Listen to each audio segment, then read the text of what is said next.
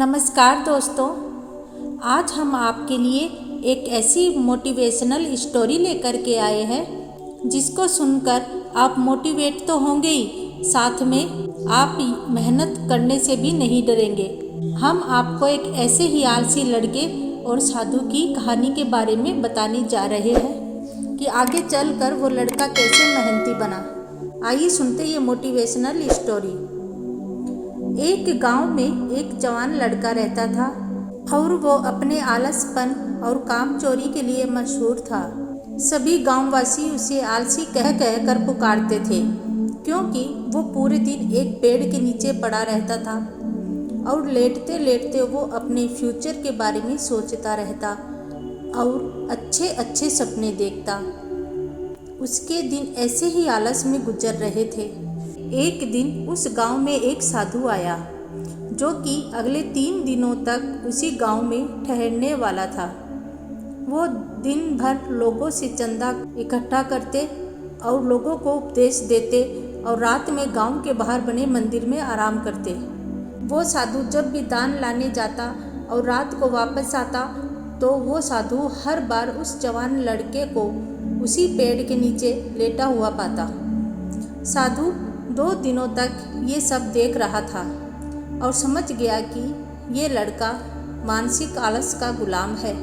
तीसरे दिन जब वो वापस लौट रहा था, तो वो उस लड़के के पास गया जो अभी भी उसी पेड़ के नीचे लेटा हुआ था। साधु ने लड़के से कहा, बेटे, मेरे पास तुम्हारे लिए एक काम है। मैं चाहता हूँ कि तुम उस पहाड़ी की चोटी तक जाओ और वहाँ से मेरे लिए एक पंख लेकर आओ। लड़के ने लेटे लेटे ही अपना सर पहाड़ी की तरफ किया और अपनी नज़र उस पहाड़ी की चोटी की तरफ ले गया और उसने साधु की तरफ देखा और उपहास लेते हुए कहा, ये असंभव है, मैं उस पहाड़ी के ऊपर तक नहीं जा सकता, मैं बहुत आलसी हूँ। साधु ने मुस्कुराते हुए कहा, अरे, मुझे जिस पंख की तलाश है वो इस पहाड़ी के शिखर पर भी नहीं मिलेगा। वो तो इस पहाड़ी के दूसरे तरफ एक गुफा के अंदर मिलेगा, जिसके लिए इस पहाड़ी के शिखर तक चढ़कर फिर नीचे उतरना होगा। लेकिन वो कोई साधारण पंख नहीं है, वो ऐसा पंख है जिसे तुमने कभी नहीं देखा होगा।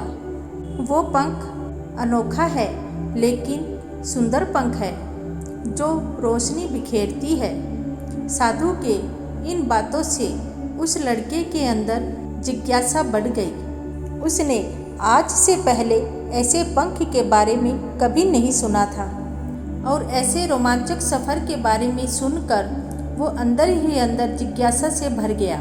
इसलिए उसने साधु की चुनौती को स्वीकार किया और वो पहाड़ी की तरफ चल पड़ा। लेकिन चढ़ाई बहुत लंबी और मुश्किल थी। जल्द ही लड़के का शरीर थकने लगा, सांस फूलने लगी और शरीर से पसीना बहने लगा। लेकिन फिर भी उसने चलना जारी रखा और जैसे जैसे ऊपर और ऊपर चढ़ता गया, उसे खुशी महसूस होने लगी, जिससे उसने आज से पहले कभी महसूस नहीं की थी। आखिरकार जब वो कड़ी मेहनत और लंबे कोशिशों के बाद पहाड़ी के शिखर पर पहुंचा, तो वो पूरे तरीके से थक चुका था, लेकिन बहुत खुश था। उसे अंदर से आत्मसंतुष्टि का एहसास हो रहा था। उसके चेहरे पर योद्धाओं जैसी मुस्कान थी, जैसे उसने कोई युद्ध जीत लिया हो। फिर उसने पहाड़ी के शिखर से नीचे देखा। उसके सामने एक बहुत ही मनमोहक नज़ारा था, लेकिन असली चुनौती आगे थी, क्योंकि उसे फिर उस पहाड़ी से नीचे भी उतरना था और उस गुफा को भी ढूंढना था जिसमें पंख मिलने की बात कही गई थी। नीचे उतरना बहुत ही ज़्यादा मुश्किल और ख़तरनाक था, क्योंकि ढलान ज़्यादा गहरी थी और चढ़ाई के समय लड़का बहुत बार लड़खड़ाया और गिरा भी था, तो वो डर भी उसके अंदर था। लेकिन साधु को वो पंख लाके देने के वादे की वजह से वो लगातार आगे बढ़ता रहा। काफ़ी खोज और कड़ी मेहनत के बाद जब वो अंत में गुफा तक पहुंचा तो उसने देखा कि पंख वहीं पड़ा हुआ था, जो कि ऊपर एक बड़ी सुराख से आने वाली रोशनी की वजह से चमक रहा था। फिर उसने उस पंख को उठाया और उसकी सुंदरता को देखता रह गया। वो काफ़ी देर तक पंख को ही घूरता रहा, लेकिन फिर अचानक उसे याद आया, मुझे तो अभी वापस भी जाना है।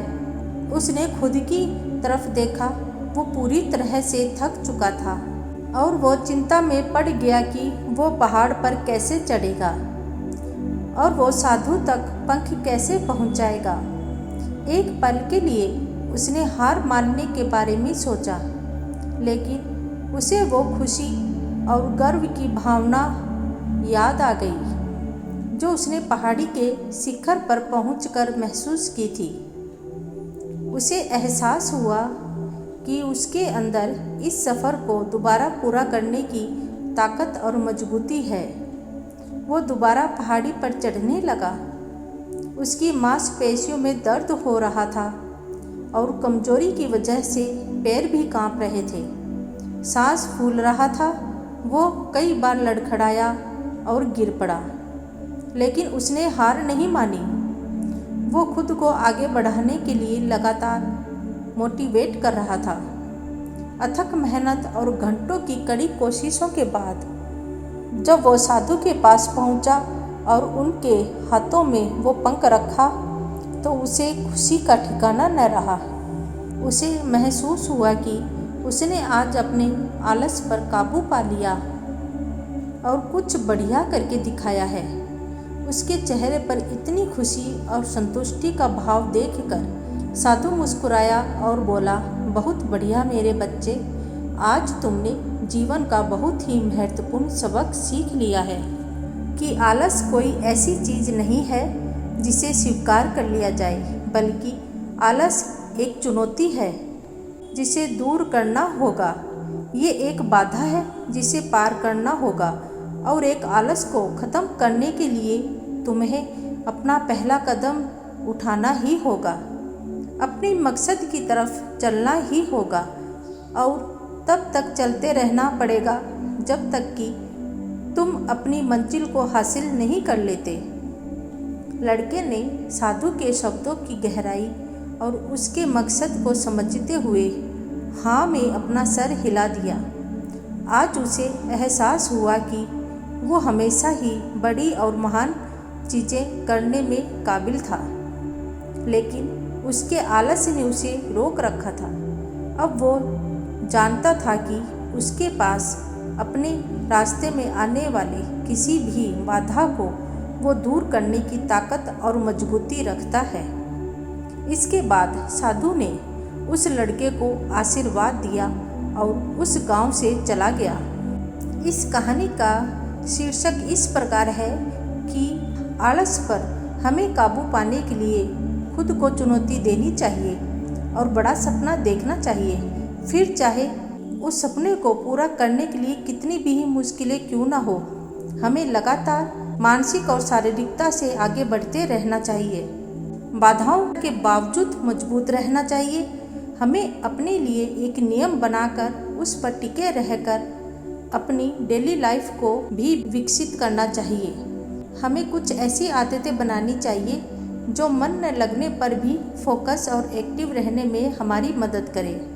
आलस पर काबू करने का मतलब चुनौतियों और असफलताओं को विकास और सीखने की ताकत के रूप में देखना है, न कि हार मानने के रूप में। मेरी आशा है कि आपको ये मोटिवेशनल स्टोरी अच्छी लगी होगी।